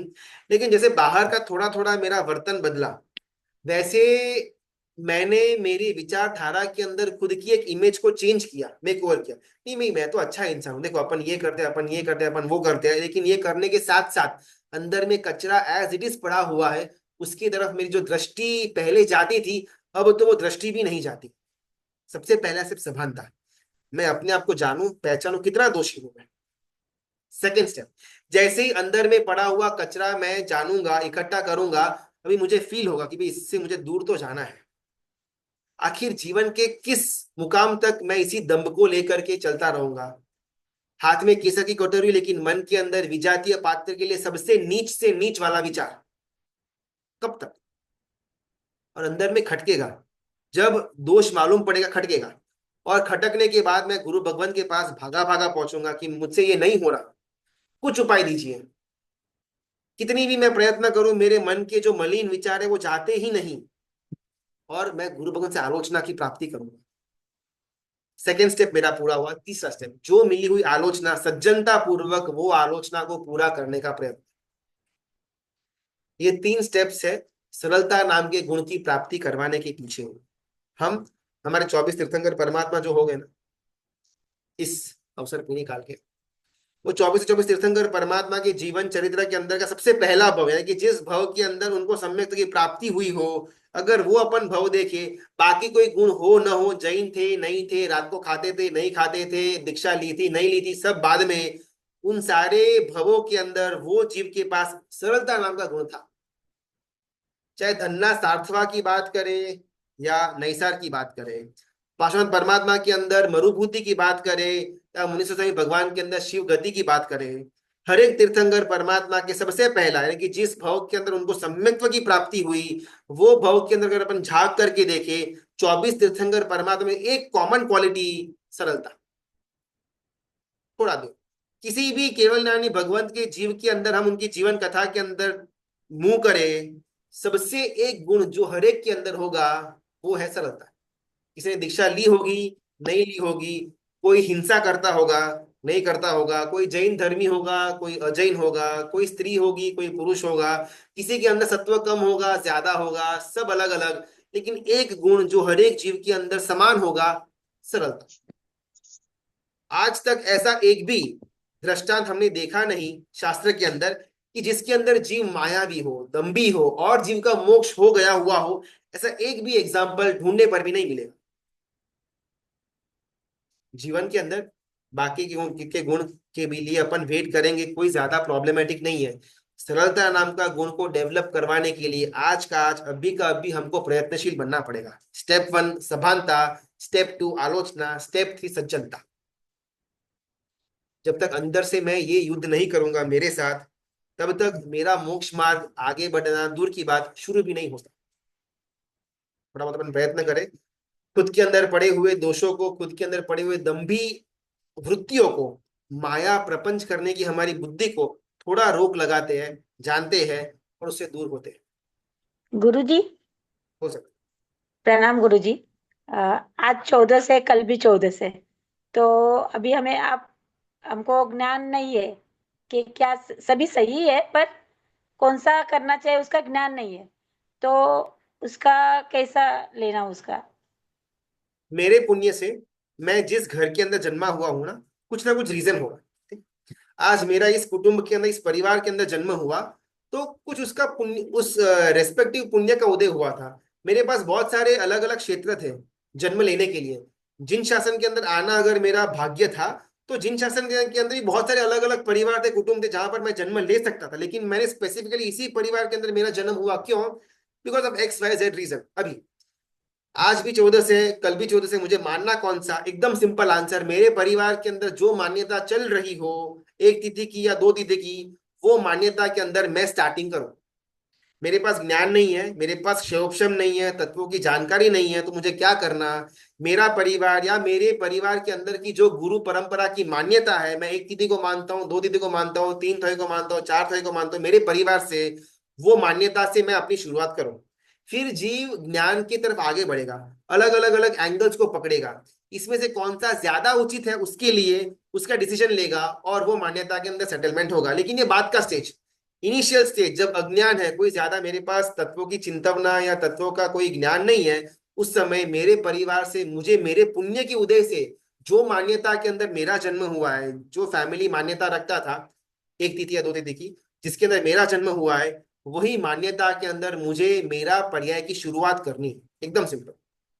पर गुरुजी, अभी मैं सपोज बी को मानती हूँ, पर मेरे आजू बाजू संघ यहाँ पे ए है और मुझे प्रतिक्रमण करना है इधर ही है, तो तभी क्या करने का? दोनों कंफ्यूजन में है ऐसे। घर पे सेकेंड भी लेवल। एक जन एक ए करता है, घर पे एक जन बी करता है, क्योंकि वो मंदिर उनका, हमारा मंदिर बी दूसरे स्थान पे है, जहाँ पे हम रहते हैं वहां पे नहीं है, तो ऐसा कंक्लूजन आता है, तो क्या करने का फिर? बहुत सुंदर क्वेश्चन। सेकेंड लेवल आएगा। सबसे पहला हमारा आंसर ये निकला कि परिवार के अंदर की जो मान्यता है वो माना, लेकिन परिवार के अंदर अगर एकदम कॉन्फ्लिक्टिंग है, कुछ ज्यादा ढंग वाला है नहीं, तो क्या करना? सेकेंड ऑप्शन ये आएगा, जो मान्यता रखने से मेरे अंदर राग और द्वेष कम हो रहे हो, वो मान्यता मैं रखूं। मैं आज प्रतिक्रमण करूं, कल प्रतिक्रमण करूं, अभी इन दोनों में से कौन से दिन प्रतिक्रमण करने से मेरे अंदर राग और द्वेष कम होगा? संघ के अंदर अगर सब लोग कल कर रहे हैं, मैं आज करूंगा, तो शायद मेरे अंदर राग या द्वेष बढ़ेंगे। संघ के अंदर सब लोग आज कर रहे हैं, मैं कल करूंगा, तो शायद राग द्वेष बढ़ेंगे। संघ के अंदर जो मान्यता प्रचलित है, जिस संघ का मैं भाग हूं, वो भी मेरा परिवार ही है। तो अगर मेरा जो इंडिविजुअल परिवार है, मम्मी पापा वाला, अगर उसके अंदर ज्यादा मान्यता की क्लैरिटी नहीं है, तो मैं जिस बड़े परिवार संघ का मैं सभ्य हूं, वो संघ जो मान्यता के अंदर अपना कदम आगे रखता है, उसमें जाना। थर्ड पॉइंट, थर्ड लेवल, संघ के अंदर आधे लोग आज कर रहे हैं, आधे लोग कल कर रहे हैं, तो क्या करना? तब मुझे मेरे अंतर मन से पूछना कि मुझे राग और द्वेष का एक कमी किस जगह पर करने से होगी। बिकॉज आखिरकार हर एक धर्म क्रिया का मूल तो यही था कि मेरे अंदर का राग और द्वेष कम हो। तो मेरे पास ज्यादा बुद्धि नहीं है, तत्वों का मेरे पास एंगल नहीं है, एकदम सिंपल बैरोमीटर, कहां पर जुड़ने से मेरे अंदर राग और द्वेष कम होंगे, वहां पर जुड़ जाना। दो चौदस तो नहीं कर सकते ना गुरुजी पर। प्रतिक्रमण कोई एक ही दिन होगा, या तो आज या तो कल। अगर मैं दो तिथि की मान्यता वाला हूं तो कल होगा, एक तिथि की मान्यता वाला हूं तो आज होगा। अभी उसमें मेरे को मेरा कॉल इंडिविजुअल लेना पड़ेगा। जी गुरुजी प्रणाम। चांदनी में अगर आप वो अपना प्रश्न थोड़ा वापस एक बार मैसेज में डाल देंगे ना, अपना उसको डिस्कशन के अंदर ले लेंगे। हाँ बोल सकते हैं, शुद्ध ज्ञान। हाँ प्रणाम गुरु जी। गुरु जी एक ना एक थोड़ा टॉपिक थोड़ा चेंज है, चलेगा क्या इससे? हाँ बोलिए। हाँ, तो है ना गुरु जी, एक है ना मतलब जैसे बोले तीर्थंकर का जीव का जो दल बोलते हैं ना, कि उनकी उनका जीव एक केंद्रीय में रहेगा, बेंद्रिय में रहेगा या तेंद्रिय रहेगा, तो उनका जीव सॉफ्ट ही रहता है, ऐसे हम लोगों ने मतलब अभी तक सुना है व्याख्यान में, ठीक है। तो एक जन ने मुझे सवाल पूछा कि अगर ऐसे मतलब ऐसे ही उनका जीव दल था एकदम सॉफ्ट वाला, तो प्रभु महावीर के मतलब भाव में मतलब उनका जो पहला उनका भाव था, जो चक्रवर्ती बने थे, तो उन्होंने कान में खीले क्यों ठोके? उनका वो सॉफ्ट वाला भाव वो कहाँ गया? और एक दूसरा सवाल, मतलब आपने बोला ना कि दम्भ, तो दम्भ के लिए हम लोग एक प्रचलित तो मल्लीनाथ प्रभु का एक वो किस्सा सुनते हैं ना, कि उन्होंने माया की थी इसलिए उनको स्त्री में जन्म मिला, तो वो कैसे मतलब रिलेटेड होगा? दो अब प्रश्न। अनुकूलता तो एक हाँ। पहला, परमात्मा के अंदर सरलता का भाव, ये थोड़ा इम्प्रॉपर है। परमात्मा चाहे एक इंद्रिय के अंदर, मतलब तीर्थंकर का जीव चाहे एक इंद्रिय के अंदर हो, निगोद के अंदर हो, उस उसी वक्त से जब भी जीव निगोद में रहेगा, निगोद से बाहर भी आएगा, तीर्थंकर के जीव के अंदर परार्थ व्यसनी की भाव होगा। परार्थ कर्म यानी कि किसी और के लिए मैं कुछ करूं, इसको परार्थ कहते हैं। हमारा जो भाव है उसको परार्थ कहा जाएगा। परमात्मा तीर्थंकर परमात्मा को जो सम्यक्त के पहले के जितने भी भाव हो गए, हर एक भाव के अंदर परार्थ व्यसनी की लेवल का भाव होगा। व्यसन वो अलग है, परार्थ व्यसन वो अलग है। मुझे चाय का शौक है वो अलग बात है, लेकिन चाय के बिना मैं जी ही नहीं सकता, मेरा दिन ही नहीं उगता है, मेरा सिर चढ़ जाता है, वो व्यसन कहलाएगा। परार्थ करना वो मेरा स्वभाव है, लेकिन तीर्थंकर के अंदर परार्थ की व्यसनता उनके अंदर पाई जाएगी। हर एक तीर्थंकर परमात्मा का जीव, उनके अंदर परार्थ व्यसनी की भावना होगी। सरलता वो तो बाय डिफॉल्ट हर एक जीव के अंदर होगी, लेकिन जो पराकाष्ठा वाला गुण होगा तीर्थंकर के जीवों के अंदर, वो है परार्थ व्यसनी का भाव। अभी जब 19वें भाव के अंदर जब शैया पालक के कान के अंदर गरम गरम शीशा डालने में आया था, तब कहाँ गया पराकर्षण का भाव, तब कहाँ गई सरलता? प्रश्न है। और बहुत सुंदर उत्तर यहाँ पर गुरु भगवंत देते हैं अपने अपने ग्रंथ के माध्यम से। संसार विचित्र है, संसार असार है। जीव चाहे कितना भी गुण लेकर के पड़ा हुआ हो, अगर एक कर्म का उदय आ जाए और भूल से उस समय जीव के अंदर ज्ञान का उपयोग निकल जाए, वो कर्म का उदय उसको कहीं का नहीं छोड़ता। चाहे रावण का अपन एग्जाम्पल ले, सैनिक महाराजा का एग्जाम्पल ले, वीर परमात्मा के अंतर्गत वो त्रिपुष वासुदेव का अपन एग्जाम्पल ले, हर एक के अंदर सेम टू सेम परार्थ व्यसनी है, सरलता पड़ी हुई है, भावी तीर्थंकर बनने वाले हैं, सम्यक की प्राप्ति कर ली हुई है, लेकिन अंदर में एक कर्म का उदय आया और उस उदय के टाइम एग्जैक्टली वही टाइम उन्होंने अपना ज्ञान का उपयोग हटा दिया, अनुपयोग बन गए। तो इस कारण से जबरदस्त अनहोनी घटती है। इसीलिए संसार विचित्र है, संसार असार है, संसार पर एक क्षण भी भरोसा रखने जैसा है नहीं। अभी सब अच्छा है, मेरी मति भी अच्छी है, अच्छी तरह मैं स्वाध्याय करता हूँ, तत्व मुझे समझ में आते हैं, सब अच्छा है। लेकिन जब एक कर्म का उदय आएगा और अगर उस समय मेरा पुरुषार्थ उसके उपयोग में नहीं रहा, मैं गया। सैनिक महाराजा समकी थी, भावी तीर्थंकर जी, परार्थ व्यसनी की उनके अंदर भावना होगी ही होगी, लेकिन कैसा मलिन भाव। एक तीर से मैंने निशाना किया, हिरण और उनके घर में पल रहा बच्चा दोनों को मैंने मार दिया, वाह वाह। ऐसा कौन करेगा? तीर्थंकर का जीव करेगा? चांस ही नहीं है। किसी और की वाइफ को किडनैप करके अपने पास रखना कौन करेगा? ऐसा गुंडा करेगा, तीर्थंकर का जीव करेगा? गुंडा ही करेगा, लेकिन यहाँ पर तीर्थंकर का जीव कर रहा है। संसार ऐसा ही, संसार विचित्र है, असार है। कर्म की उदय के टाइम अगर मैं मेरा उपयोग खो देता हूं, यानी कि मैं जानता हूं कि संसार असार है, संसार के अंदर राग करने जैसा है नहीं, लेकिन जैसे ही मेरे सामने आइसक्रीम आ जाता है ना, मेरे अंदर पड़ी हुई जो एक रस की धारा है, रस मोहनीय कर्म जो है, वो एकदम से उद्दीप्त हो जाता है। अगर उस समय मैं मेरे ज्ञान का उपयोग नहीं करता कि अभक्ष्य है, मुझे दुर्गति के अंदर लेकर के जाने वाला है, असंख्य अनंत जीवों की हिंसा से बना हुआ है, ये जो उपयोग आना चाहिए था वो उपयोग नहीं आया, गया। ये स्त्री बहुत मुझे प्यारी लगी, सीता जो थी बहुत सुंदर है, लेकिन मुझे मालूम था कि परस्त्री गमन व्यसन है, उसके अंदर नहीं जाना चाहिए, मैंने बाधा भी ली हुई है, सब जानता था मैं ऐसे रावण। लेकिन उस समय एक मोहनीय कर्म का उदय हुआ, तो स्त्री बहुत सुंदर है, कैसे भी करके मुझे वो स्त्री चाहिए, बस गया, खत्म। उस समय कोई ज्ञान का उपयोग नहीं आया, ज्ञान था अंदर, मालूम था कि नहीं करना है, व्यसन है, सब कुछ जानता था मैं एज ए रावण, लेकिन वो उदय के टाइम मैं अपना उपयोग खो बैठा। क्षणिक महाराजा सम्यक्त्व प्राप्ति के पहले का क्षण, सम्यक प्राप्ति हो चुकी हुई थी। तीर्थंकर का जीव हिरण को मारते समय क्या मस्त निशाना किया। एक छोटा सा व्यसन जो था शिकार का, वो व्यसन के अंदर कर्म का उदय आया और अपने अंदर की सरलता को खो बैठा। त्रिपुष वासुदेव, छोटी सी बात, सो गए थे, म्यूजिक चालू रहा, शैया पालक का फॉल्ट था, सरलता होनी चाहिए थी, अंदर में पराग व्यसनी का गुण होना चाहिए था जो था, लेकिन उपयोग हटा, उसका यूज करना भूल गए, तो गए वापिस। ये बात सिर्फ तीर्थंकर के जीवों के तक सीमित नहीं है। अगर मैं भी मेरे जीवन के अंदर चाहे कितना भी ज्ञान प्राप्त कर लूं, लेकिन जब उपयोग करने की बारी आए उसमें वो ज्ञान को उपयोग ही ना करूं, मैं गया। सेकंड था माया का। माया का एकदम इजी अर्थ ये है, अंदर कुछ बाहर कुछ। शुभता के क्षेत्र में भी माया वर्जित है, अशुभता के क्षेत्र में तो ऑब्वियसली वर्जित ही है। मैंने आज उपवास किया हुआ है, लेकिन अगर मैं ये बाहर मेरे फ्रेंड्स को बोल दूंगा तो मेरे फ्रेंड्स लोग भी उपवास करेंगे, तो मैं और मेरे फ्रेंड्स इक्वल अमाउंट ऑफ पुण्य का बंद करेंगे, जो मुझे नहीं चाहिए। मैं मेरे फ्रेंड से पुण्य के मामले में आगे ही होना चाहिए। ये माया बड़ी शुभता की माया थी, लेकिन ये माया वो राजकुमारी ने की जिस कारण से मल्लीनाथ परमात्मा का जीव मल्लीनाथ के भव के अंदर स्त्री वेद के अंदर जन्म हुआ। माया अंदर कुछ बाहर कुछ, एकदम सिंपल।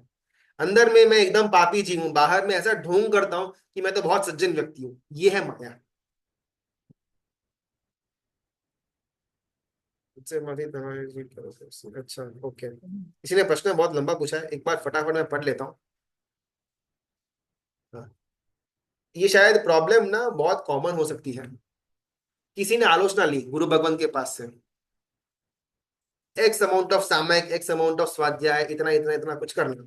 अभी उसमें किसी को बहुत लंबा स्वाध्याय का लिस्ट आया, फॉर एग्जाम्पल कि आपको भाष्य पढ़ना, प्रकरण पढ़ना, कर्म ग्रंथ, संबोध सिद्धि, इंद्रिय पराजय शतक, वैराग्य शतक, चैत्यवंदन, पचखान, गुरु वंदनीय, ये अलग अलग अलग ग्रंथ का स्वाध्याय आपको करना, ऐसा उनको प्रायश्चित के अंदर आया।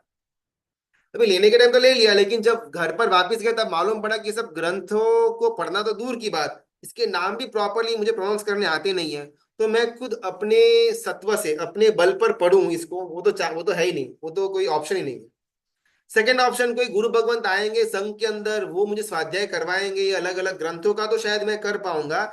या फिर से ऐसा कुछ मुझे माध्यम मिल जाए ऑनलाइन वगैरह की, जहां पर मैं ग्रंथ को पढ़ सकूं, सीख सकूं वन ऑन वन, तो बात अलग है।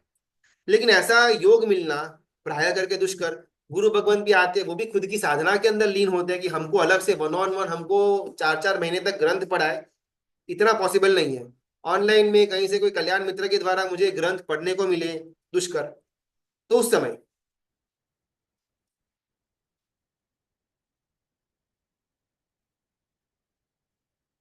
कोई क्रिया नहीं करे, उसके कारण से होता क्या है ना, भाई किसी ने अपना जीवन का बहुत एक अंगत विषय लिखा हुआ है कि ऐसा लंबा लंबा लिस्ट आया, वो करने की क्षमता तो रखी नहीं थी, मतलब थी नहीं क्षमता, कोई और करवाया, ऐसा कुछ योग मिला नहीं। तो उस कारण से जो अलग अलग अलग ग्रंथों का स्वाध्याय हो रहा था उसमें आगे बढ़ने का मौका हुआ। लेकिन फिर कहीं ना कहीं दिल के अंदर एक खटकाव था कि जो मेरे गुरु भगवंत ने मुझे आलोचना के अंदर दिया गया हुआ है उसको तो मैं पूरा नहीं कर पा रहा, नहीं कर पा रही, और कोई अलग अलग जगह पर अलग अलग ग्रंथों में मैं आगे बढ़ने का प्रयत्न कर रही हूँ, तो उचित या अनुचित या क्या करना चाहिए। तो ना हमने 3 स्टेप देखे सरलता के। पहला सभानता, आलोचना, सज्जनता। सभानता ओके, अंडरस्टूड। आलोचना, हमने गुरु भगवान को हमारा पाप प्रकाशित कर दिया, हमारा काम खत्म। सज्जनता, हमको जो प्रायश्चित मिला उसका वहन करना। अभी इसमें गुरु भगवंत ने लिखा आप 30 उपवास करना, लेकिन मेरा बॉडी उपवास के लिए बना है ही नहीं। मुझे अलग अलग रोग है, डायबिटीज है, माइग्रेन है, कुछ ना कुछ पड़ा हुआ है बॉडी के अंदर, तो उपवास मैं कर ही नहीं पाऊंगा। तो मुझे गुरु भगवंत से विनती करना कि शायद ये उपवास थोड़ा डिफिकल्ट पड़ रहा है, मैं बैष्णा करूं, मैं एकाशना करूं, मैं आइम्बिल करूं, मैं नीवी करूं, मैं नौकार से करूं, मैं चौवियार करूं, इसमें कुछ मुझे स्प्लिट करके दे सकते हैं क्या? मेरे लिए माला गिनना बहुत डिफिकल्ट है। माला गिनूं और मुझे नींद आनी शुरू हो जाए, तो प्लीज माला के बगैर, उसके अलावा, उसके उसके स्थान पर कुछ स्वाध्याय का आप दे सकते हैं क्या? मैं एकासना कुछ करूँ क्या? मैं पौषध करूँ क्या? स्वाध्याय का आपने इतने इतना बड़ा लिस्ट मुझे दे करके रखा हुआ है, लेकिन मेरी मति एकदम एकदम आवरण वाली है, मुझे कुछ समझ में आता है ही नहीं। तो ये सारे ग्रंथ शायद मेरे लिए अभी डिफिकल्ट है समझना। तो इसके बदले ये ग्रंथ मैं करूँ क्या? हमारे संघ में इसकी वासना चल रही है, मैं इसको सुनूं क्या? तो गुरु भगवंत हमको उसका ऑल्टरनेटिव देंगे। उपवास नहीं हो रहा है, इतने एकासने कर लो। एकासने नहीं हो रही, इतने व्यासने कर लो। ये अलग अलग भाष्य प्रकरण, संबोधित्री, वैराग्य शतक, इंद्रिय शतक, जो बात हुई थी, अगर वो नहीं हो रहा है, उपमिति का आपको मिल रहा है योग, उपमिति करो। आपके संघ के अंदर ज्ञानसार की वासना हो रही है, ज्ञानसार करो, कोई प्रॉब्लम नहीं है। लेकिन हमने हमारे गुरु भगवान जिनके पास से हमको आलोचना मिली, उनको एक बार इन्फॉर्म करने जैसा है कि ऐसा ऐसा हमारा प्रॉब्लम प्रैक्टिकल है, कुछ अगर आप ऑप्शन दे सकते हो तो उनके पास से ऑप्शन ले लेने का, और हमको हमारा प्रायश्चित के अंदर आगे बढ़ने का। एक बहुत ही मुख्य तत्व जो इसके बाद आएगा, जो हमको हमेशा बैक ऑफ द माइंड याद रखना है, प्रायश्चित करने के बाद हमको हमारा दुष्कृत्य कंप्लीटली भूल जाना है। मैंने एक बार कचरा इकट्ठा किया, कचरा सुपड़ी के अंदर भरा, कचरा घर के बाहर फेंक दिया, फिर पूरे दिन में, पूरे दिन तो क्या, उसके नेक्स्ट क्षण भी मेरे मन के अंदर वो कचरे के बारे में बिल्कुल भी इंफॉर्मेशन होगी नहीं। कचरा था, इकट्ठा किया, फेंक दिया, काम खत्म। पाप था, दोष था, ठीक है, हो गया सो हो गया, उसको मैंने गुरु भगवान के सामने मैंने प्रकाशित कर दिया, प्रायश्चित ले लिया, वहन कर लिया, खत्म। अभी वो पाप मुझे याद भी नहीं आना चाहिए। अगर वो पाप मुझे याद आ रहा है तो उसका बंद चालू है, बोल सकते हैं। गुरुजी, यदि इसमें ऐसा है कि पाप याद आता है बट मन में उसके लिए दुख है, और फिर से मन में ऐसा होता है कि नहीं प्रायश्चित प्रायश्चित, तो भी नहीं चलता है? बिल्कुल भी नहीं। हमने प्रायश्चित किया किसके लिए? मैं वो अशुभता लेकर को जो बैठा हुआ था ना, उसमें से मुझे बाहर निकलना है। अगर वो अशुभता को छोड़ूंगा तो शुभता के अंदर जा पाऊंगा, शुभता के अंदर जाऊंगा तो शुद्धता तक पहुंच पाऊंगा। मैं मेरे जीवन पर्यंत अशुभता को ही पकड़ करके बैठ रहा हूँ। 10 साल पहले मैंने ऐसे दारू पिया हुआ था, मैंने किसी का ऐसे दुष्कृत्य किया हुआ था, अरे ठीक है, अभी हो गया, फील हुआ, ओके, प्रायश्चित ले लिया, भूल जाओ अभी उसको। अर्जुन माली रोज के 6 6 इंसानों का मृत्यु, उसको हिंसा करता था, प्रायश्चित लिया उसी भाव के अंदर, केवल ज्ञान। अगर वो पकड़ के बैठा होता, कितना अभागी मैं तो इतना मृत्यु, मैंने किसी को हिंसा की, मैंने किसी को ये किया। अभी अगर मैं ये नेगेटिविटी लेकर के बैठा रहूंगा ना, कभी भी मैं पॉजिटिविटी के क्षेत्र में जा ही नहीं पाऊंगा। थैंक यू मिच्छामि गुरु। दुक्कड़म जितना इंपॉर्टेंट है, इच्छामि सुकड़म उतना ही इंपॉर्टेंट है। मैंने जो प्राप्त किया, मैंने जो दोष का सेवन किया, उसकी मैं निंदा करता हूं, वो जितना इंपॉर्टेंट है, उतना ही इंपॉर्टेंट है इच्छामि सुकड़म, कि मैं सुकृतों के अंदर आगे बढ़ूं। हमारा फॉल्ट कहां पर आता है ना, पूरा जीवन हम हमारे दुष्कृतों को लेकर बैठे रहेंगे, रोते रहेंगे, पल पल पल पल याद आते रहेंगे। प्रायश्चित भी लिया हुआ होगा, पूरा भी कर लिया हुआ होगा, लेकिन फिर भी अरे यार मैंने वो नहीं करना था, अरे वो हो गया, छोड़ दो, वो मेरा पर्याय गलत था, कर्मों के उदय से मैंने किया, अभी वो चला गया, वो पास्ट है। अभी भी उसको पकड़ करके बैठा रहूंगा तो आगे कब बढ़ूंगा? लेकिन ये धारा कब? प्रायश्चित को पूरा करने के बाद, प्रायश्चित से पहले, आलोचना से पहले, सभानता से पहले मैं इस लेवल तक नहीं पहुंच सकता। हाँ ठीक है, पाप हो गया तो हो गया, अभी उसमें क्या नहीं। सभानता है, कचरा इकट्ठा किया, सुपड़ी के अंदर डाला, बाहर फेंका, फिर भूल जाओ। कचरा घर के अंदर पड़ा हुआ है और भूल जाएंगे तो बहुत डिफिकल्टी है। तो मुझसे जो प्रायश्चित मैंने किया हुआ है, मेरी आत्मा के साक्षी से जो भी गुरु भगवान ने लिख करके दिया, मैंने कर लिया। उसके बाद में मुझे मेरे पाप याद तक नहीं आने चाहिए, ऐसा लेवल मुझे क्रिएट करना है। चलो, अपन गुरु सरलता जी की ओर प्रणाम। थोड़ा प्रयत्नशील बनते हैं। गुरु जी आपने जो अभी बोला ना कि मैं प्रायश्चित लूंगा उसके बाद में ही मतलब मैं उसको भूलना उसको, तो गुरु जी जब तक हम लोग प्रायश्चित हमारे मतलब गुरु भगवान के पास मतलब जाए और तब तक आए, तब तक हम लोग तब तक तो उसको उसका प्रायश्चित होता रहेगा ना, मन में दुख होता रहेगा ना, तब तक चलेगा देखो, ना? नहीं नहीं, अभी इसमें ना अपना रिवर्स आते हैं। फॉर एग्जाम्पल, मैंने मेरा पाप प्रकाशित कर लिया, मैंने गुरु भगवान को लिख करके दिया, बहुत रोया बहुत रोया, खत्म। अरे गुरु भगवान ने कुछ ना कुछ लिख करके दिया, इतना उपवास करना, इतने आंबे, इतने पोषे, इतने सामे, इतने सामे वगैरह कुछ ना कुछ लिख करके दिया। अभी जब जब मैं वो प्रायश्चित करता हूं ना, तब अंदर में आनंद आना चाहिए कि चलो मैं वो पाप से छूटा। आज मेरा एक उपवास हो, मुझे 100 उपवास करने थे मेरी आलोचना के हिसाब से, आज मेरा एक उपवास हुआ, चलो मेरा 1% पाप मुझसे दूर। ऐसे मेरे अंदर आनंद उमंग बढ़ना चाहिए। जब 100वां उपवास आएगा, तब मेरा मन के अंदर एक मोर नाचना चाहिए कि मेरे जो पाप हुए थे सारे के सारे पाप अभी मेरे मेरे साथ है ही नहीं, मैं फ्री, मैं मुक्त। वो आनंद आना चाहिए। पकड़ करके बैठना का था कौन से लेवल तक? सेकंड लेवल तक। जब मैंने गुरु भगवान को प्रकाशित कर दिया, आलोचना ले ली, मैंने रो लिया, उसमें मैंने बहुत अपने आप को कोसा, जो करना सब कुछ कर लिया, लेकिन जैसे ही मैं प्रायश्चित के अंदर बढ़ता हूं, धीमे धीमे करके भी आनंद बढ़ना चाहिए। प्रायश्चित पूरा होते होते मैं कंप्लीटली निर्मल हो गया, ऐसी भावना मुझे अंदर में प्रकट करनी है।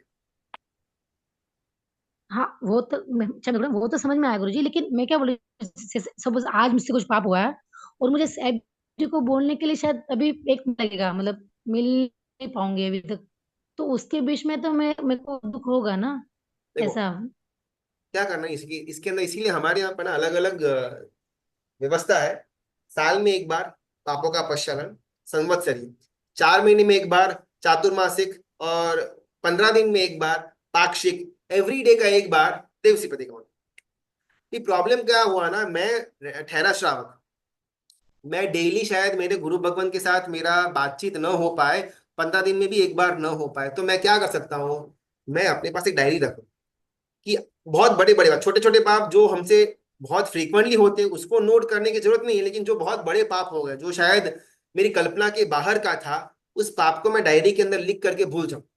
जब भी 2 महीने में एक बार, 6 महीने में एक बार, एटलीस्ट साल में एक बार मैं मेरे गुरु भगवान को मिलूं, मैं डायरी दे दूं, काम खत्म। इस साल भर तक याद रखना डिफिकल्ट। अगर याद रह भी गया ना, हमेशा मन के अंदर पिंचिंग पिंचिंग होता जाएगा। मैं कभी भी कोई सुकृत भी करूंगा ना, मन के अंदर वो पिंचिंग चालू होगा, वो नहीं चाहिए। एक बार मैंने गुरु भगवान को बोल दिया, जो शायद पॉसिबल नहीं है, डायरी के अंदर लिख दिया, भूल गए बस। डायरी के अंदर लिखा है ना कभी साल में कभी ना कभी एक बार गुरु भगवान से मिलेंगे ना, वो डायरी हाथ में देंगे ना, काम खत्म।